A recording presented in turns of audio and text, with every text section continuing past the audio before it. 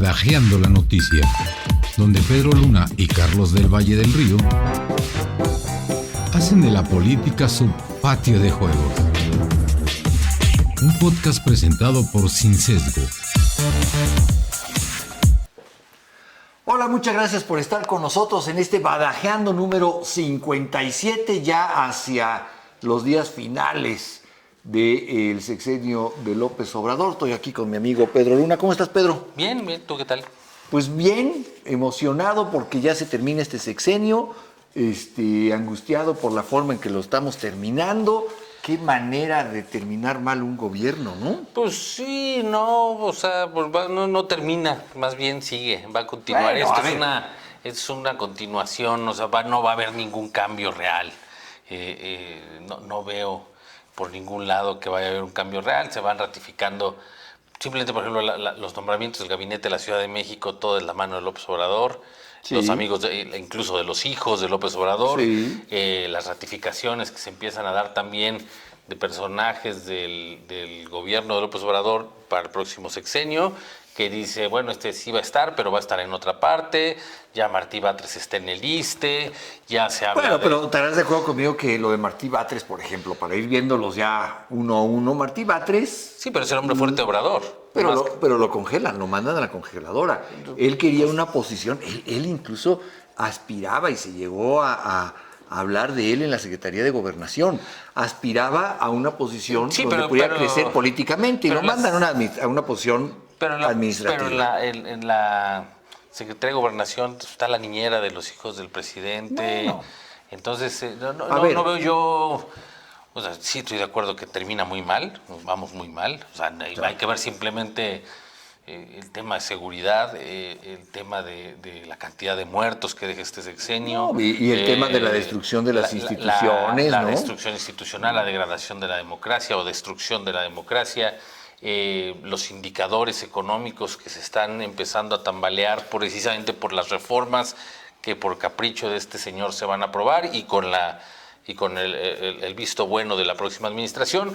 Ya lo dice Morgan Stanley, ya lo dice Bank of America, ya lo dice Fitch Ratings, ya todas empiezan a hablar del grave riesgo que implica para los próximos años lo que se está haciendo, la inestabilidad. ¿Y cuál es la respuesta de Obrador? No, pues que están mal informados. Lo están informando mal, gente de mala fe. Y no solo él, leía desafortunado una declaración de Patricia Arizmendi que incluso llegó hasta estar en este programa de Shark Tank. Sí, pero se volvió una palera por eso, pero brutal, que ¿no? Supuestamente tenía un nivel de conocimiento de inversiones y resulta que justamente a raíz de una de estas notas también dice que cómo se atreven del extranjero a calificar a México. Bueno, es que parece que no termina de entender estos personajes que estamos en una economía globalizada, estamos en un tema en el que no te puedes sustraer tú porque quieres o por gusto de la dinámica mundial,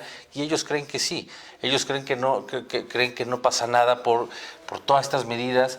Este tema de este capricho del tema sobre todo la reforma judicial, que es lo que más hablan todas las tanto calificadoras como bancos de inversión y demás, sí, claro.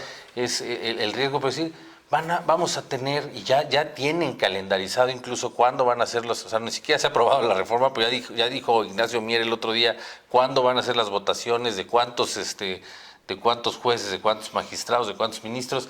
Entonces todo un tema que nos lleva a justamente ver que es una continuación, porque la destrucción la comienza López Obrador, pero la avala Claudia Sheinbaum, y la va a avalar, pues claro, porque ella sentada en la silla presidencial, aunque tenga atrás al jefe, va a tener una concentración de poder grandísima. De hecho, ahora lo que se habla que más que la que tuvo Obrador. Sí, no, claro. Mucho más. Y no solo ella. Esto va a ser un tema que te lo he dicho yo y lo creo, va a ser un tema de varios sexenios en los que la concentración de poder, esto se va a acabar, y también te lo dije en algún momento, se va a acabar hasta que México llegue a un momento de crisis real en el que la gente empiece a padecer las consecuencias de estas decisiones, que es lo que pasó en Argentina. Es cuando volteas a ver otra cosa, pero México no va a tener una solución de otra manera más que cuando la gente resienta las crisis, porque aparte hay que entender, y ahora que estamos viviendo también desde fuera como observadores, espectadores, el tema de Venezuela. Ellos empezaron como con una gran fiesta democrática, Sí. así empieza como una gran fiesta democrática y termina en un tema destructivo, termina en un tema de represiones, termina en un tema, leía por ahí una nota en CNN que decían, y parece ser que Venezuela se acerca a ser un régimen como el de Nicaragua. Yo, pues, que se acerca, pues como que parece ser, si no se parece, ya era. Es más, ha sido base de... A ver, pero a ver, Pedro, vamos por partes. Ciertamente yo comparto tu poco optimismo, por no decir pesimismo, tu poco optimismo con respecto a que Claudia Sheinbaum cambie el equilibrio de las cosas. Yo en algún momento llegué a pensar que Claudia Sheinbaum estaba siguiendo un camino propio, que tenía un plan. Hoy, como tú bien lo señalas, eso ha quedado derrumbado, no lo veo. Yo veo a Claudia Sheinbaum totalmente alineada, con muy poca capacidad de frenar a López Obrador. Y lo que sí veo es un López Obrador que para él no hay una fecha en el calendario. No hay en el calendario el... yo tengo que entregar el poder. Si no, él está como si fuera su inicio de sexenio, es lo que te digo. Como su inicio de sexenio, la concentración de creando poder, crisis. Y saboreándola y disfrutándola. Este emplazamiento que hizo hace unos días en la mañanera a los hombres más ricos de México, Sí. que él escogió y eligió, no de manera casual, no de manera como él lo hace ver así como si fuera una cosa... una ocurrencia. No, eso no es una ocurrencia, es una amenaza velada. Claro, es una amenaza por supuesto. velada a todos los empresarios. O sea, les estoy apuntando a ustedes 5 que son los más ricos Sí, de México, para abajo. pero para que entiendan Claro, todos. claro. Y se me pronuncian o se me pronuncian. Entonces, esas son las consecuencias que hemos platicado. Así empezó Venezuela y digo, y tristemente es el ejemplo al que tenemos que recurrir. En Venezuela también los grandes capitales estuvieron sentados con el chavismo al principio. Sí, claro. Y estaban sentados y lo aplaudían, claro. y se beneficiaron en un inicio. Aquí lo hemos dicho, sí. Y ya después, cuando las cosas se empezaron a poner o a tornar difíciles, cuando se empezaron a perder libertades, cuando empezó a cambiar todo, pues ellos se retiraron del país. Bueno, pero a ver... Y unos se fueron por gusto y otros se fueron perseguidos, además. Sí, También claro. hay que decirlo. Claro, y empezamos a ver también aquí plantas industriales que se van. General Electric se va de México, lo anunció ayer, y sus 2 plantas en México, que eran las 2 más grandes que tenían en América Latina, las cierran. Empieza a haber capitales que dicen, a ver, las reglas las están cambiando. Sí. Pero, hay un pero para todo esto. Y yo sigo creyendo que no va a ser tan fácil para la 4T desbaratar lo que se ha hecho en estos años. Creo que lo pueden hacer, pero creo también que hay una realidad, y es que el pueblo mexicano, si bien hoy está deslumbrado con la 4T, lo que verá de la 4T el próximo sexenio con Claudia Sheinbaum es lo peor de la 4T. Seguramente. Porque ya no hay dinero, porque ya viene una crisis, porque ahora ya no se resuelve con palabras ni con mañaneras, ahora va a haber que gobernar. Cuando uno lee los reportes de Fitch Ratings, los reportes de Morgan Stanley, los reportes de Bank of America, los reportes de diferentes instituciones globales financieras, no necesita ser un especialista en la materia para entender y para saber qué está sucediendo. Por ejemplo, en uno de estos reportes dice... que el tema del nearshoring que tanto ha hablado y que tanto se habló en la campaña y que tanto ha presumido Claudia Sheinbaum, pues dicen que ya no lo ven factible porque justamente con el cambio de las reglas se empieza a enfrentar a diferentes cuellos de botella y se van a perder. Entonces no los va. Y luego además enfrentando a y también eso se toca en algunos de estos proyectos, de estos reportes, se enfrenta a la elección en Estados Unidos y varía mucho si gana uno o si gana otro, Sí. porque si gana Donald Trump, él tiene una consigna que también lo dijo esta semana, pues totalmente proteccionista, y dijo yo no voy a dejar... Hasta habló de ponerle aranceles del 200%. Volvió a exhibir a este gobierno porque dijo, cuando yo negocié el tema de blindaje de la frontera, les dije que les iba a poner aranceles. y me dijeron que no podían ponerme soldados, y entonces dijo, y esta persona, este encargado que fue a hablar con su presidente, sabemos que está hablando Marcelo Ebrard, claro, porque fue el encargado, y dice, le dije que tenía 5 minutos porque yo ya tenía cosas más importantes que hacer. O sea, lo exhibe de una manera, y no solo lo exhibe él, exhibe al presidente, que regresa Marcelo Ebrard y le dice, no, ahí están sus soldados, no le vamos a cobrar nada, pero por favor no nos ponga aranceles.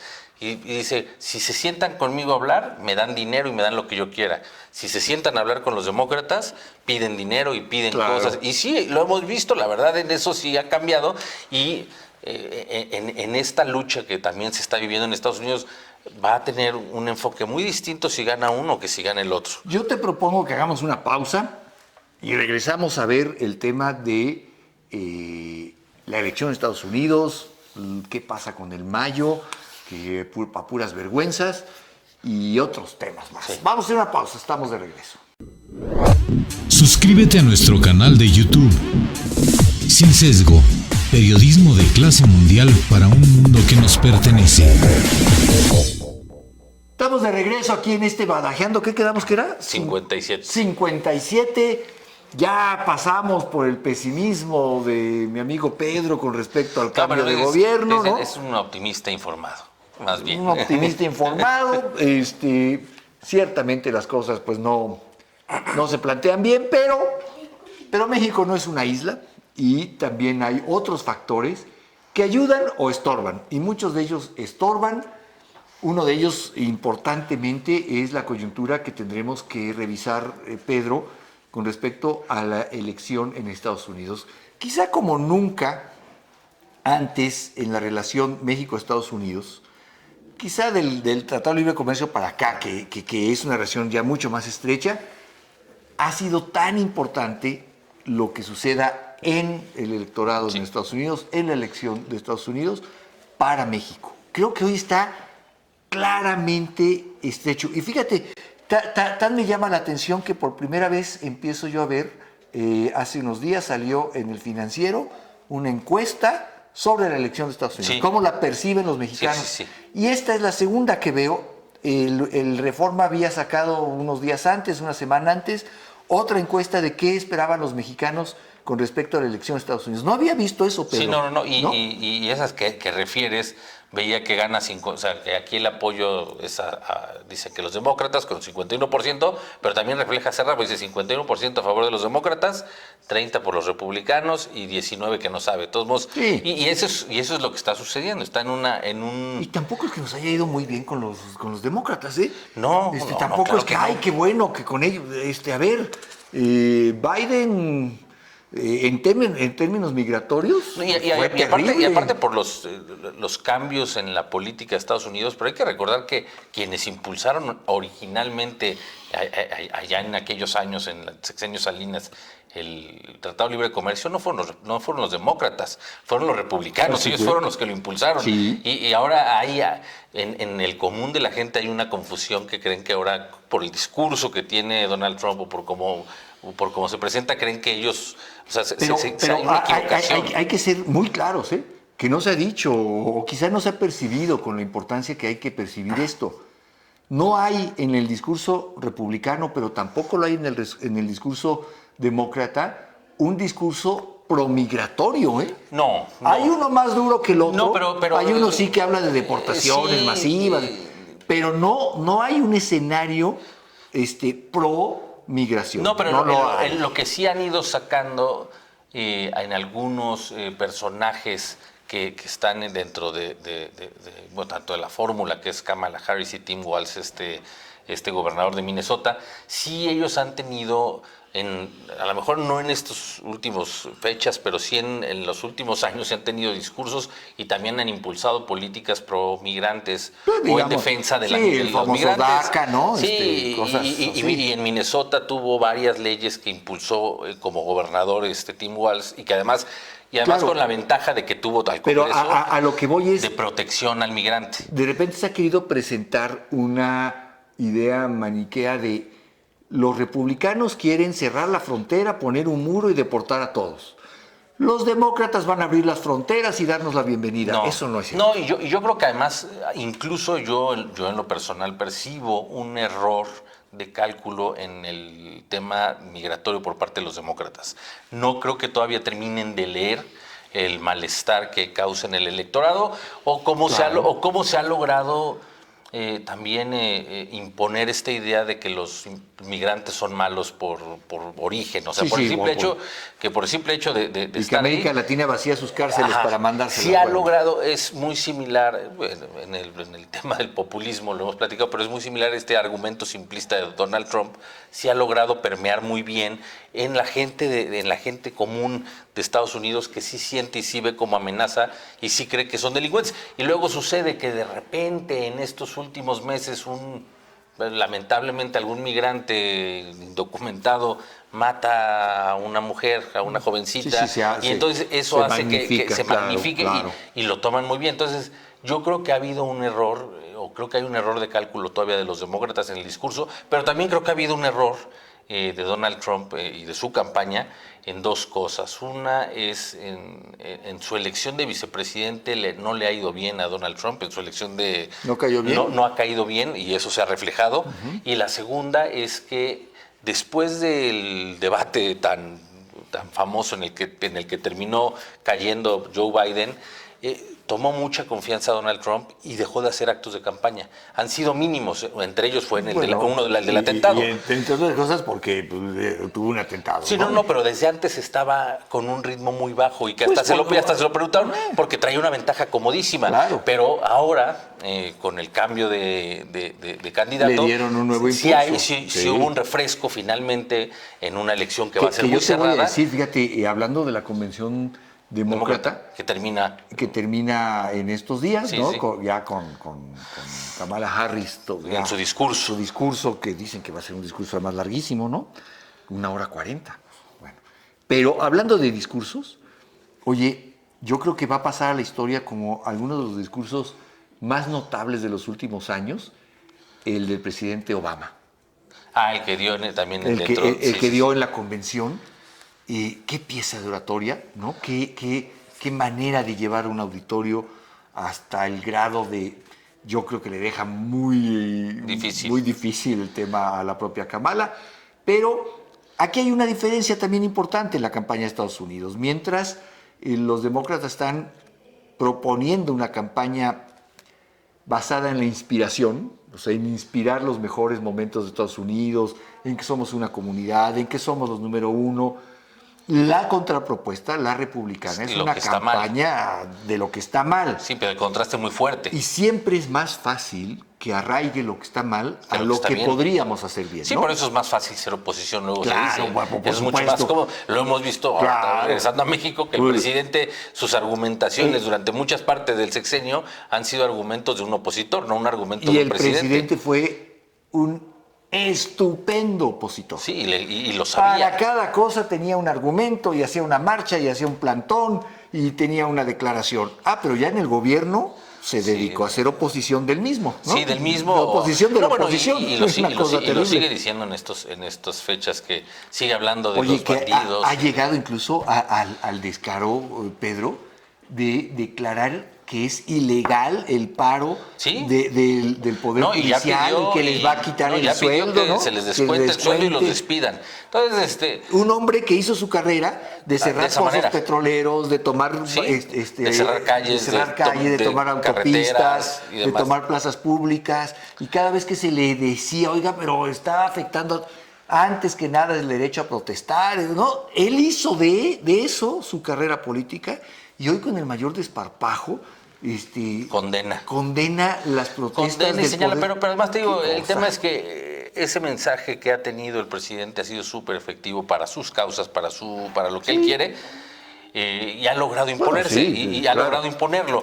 Yo digo, para finalizar de Estados Unidos, nada más creo que sí vamos a tener un proceso muy intenso. Y va a ser una elección muy cerrada. Vamos a estar contando los votos como... Sí, yo creo que sí.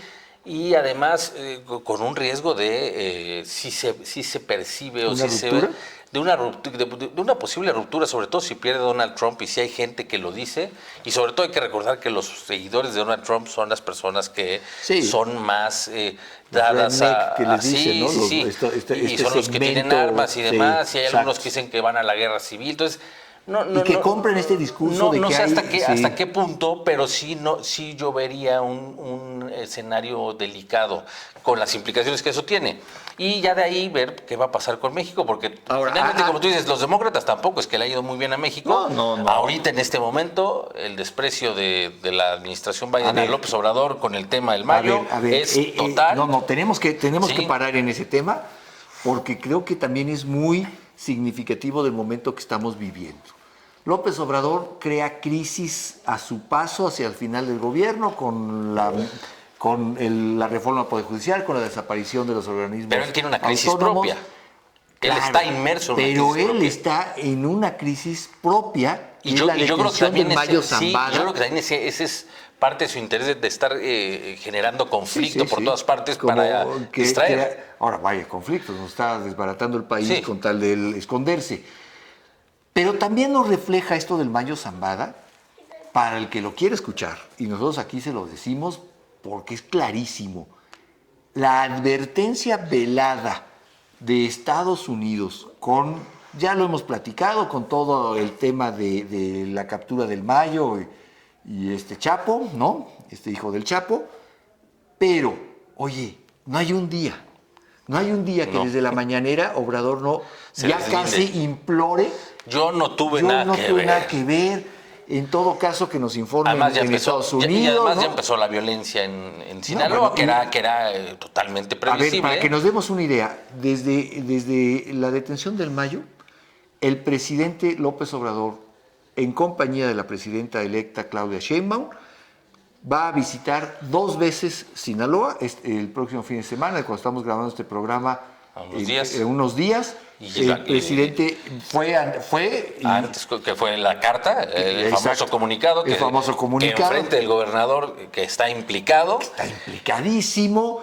Pero ahora vuelve a Sinaloa. Pero aparte vuelve con el tema de que ya renunció la fiscal, porque resulta que se dio a conocer por parte de la fiscalía, que es el fiscal carnal Guerras Manera. Bueno, pues a pesar de que es el fiscal carnal, dice que es falso el video, que todo fue un montaje. Resulta que este video en el que le dan un disparo a Héctor Melesio Cuen, pues no, que resulta que el cuerpo tenía mínimo 4 impactos más de bala, pero además de manera irregular permiten la que se creme el cuerpo para que no sigan las investigaciones. No aparece ya encontraron el chofer, pero ¿no? ya encontraron el lugar donde lo secuestraron. Entonces, que todo empieza a cuadrarse.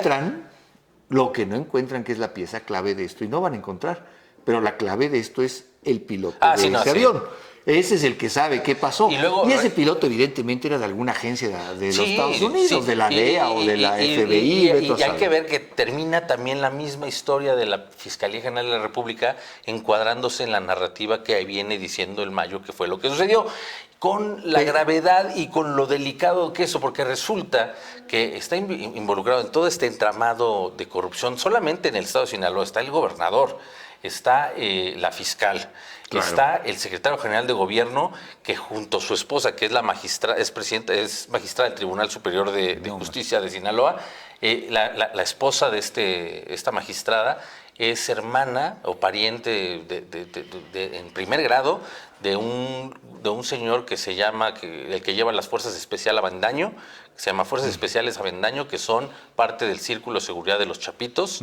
Entonces, y por otra parte está Griselda Guadalupe López, que es la mamá de los 2 chapitos que están en Estados Unidos, que resulta que ya lleva una empresa que se llama JM Concretos, que es de las principales proveedoras del gobierno de Sinaloa, en obra pública y en muchas otras cosas. Entonces, estamos en un entramado en el que hay también testimonios de reuniones en las que se sentaron en la hacienda donde detuvieron a Ovidio Guzmán, el primero que detuvieron. Ahí hacía reuniones la mamá Griselda con el gobernador y con el secretario general de gobierno. Es una suciedad en ese estado que no sé cómo es insostenible, pero peor aún es que los presidentes, tanto el constitucional como la presidenta electa, están yendo a respaldarlo. ¿Qué quiere decir? Pues entonces digo, a mí no me queda... Quiere decir que si cae el gobernador, caen ellos. Sí, no, a mí no me queda duda que esto también queda enmarcado perfecto en las narrativas que hace Anabel Hernández. Y además, en estos días también ha tenido algunas Así como le gusta criticar que una vez días dice una cosa y otros días dicen otra cosa, pues así estaba el presidente. Unos días dice que valen mucho los testimonios que llevan a la cárcel a García Luna, pero otros días dice que no es cierto, que cómo se les va a creer si no hay pruebas. Son dichos de delincuentes, ¿no? Que los delincuentes y que hay que tomarlo de donde vienen. ¿Por qué? Porque... y aparte, un tema que también pasó muy de noche aquí es... esta petición para que se anulara el juicio de García Luna, que parecía que iba avanzando, el juez Kogan la echa para abajo, pero la echa para abajo en el momento que tienen al Mayo, que va vinculado. ¿Por qué? Porque ahí va a ir a hacer también su juicio. Claro. Entonces, ¿por qué termina el juez de no tomar en cuenta esta desestimación de los testimonios? Porque si no, ya no los puede seguir utilizando. No serían válidos también. Entonces, los otros. Hay que ver eso y las implicaciones que tiene, porque ellos esperaban que el salpicadero del Mayo fuera a los gobiernos anteriores, y ha sido aquí. Es que, claro, a ver, para ir cerrando, Pedro, porque se nos acaba el tiempo, yo creo que Andrés Manuel López Obrador ha creado tal caos hacia el final de su sexenio, o el caos que ha generado en su sexenio se ha reflejado en los últimos semanas. Creo que ha dejado abiertas tantas puertas y tantas afrentas, por ejemplo, a los Estados Unidos en la colaboración por la seguridad y demás, que no puede tener Andrés Manuel López Obrador un retiro tranquilo. No. Va a estar en medio de la tormenta, en medio del ojo del huracán. Y si él pensaba que se iba a su rancho ahí, a la hamaca, a ver crecer un árbol que dijo que quería ver crecer, ¿no? Que yo le pagaría porque se sentara a ver crecer el árbol y no hiciera nada más. Pero no va a ser así.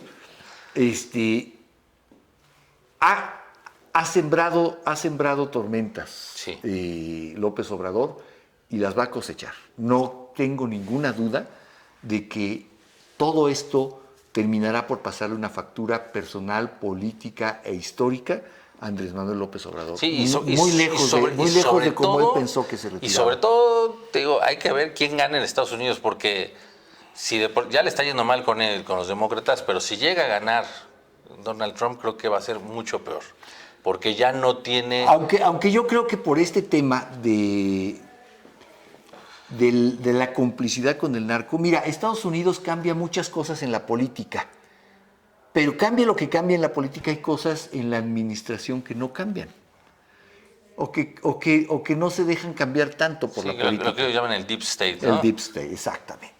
¿Y qué va a suceder? Yo no creo que para este tema de la relación narcogobierno, crimen organizado, Estados Unidos, haya un mejor escenario.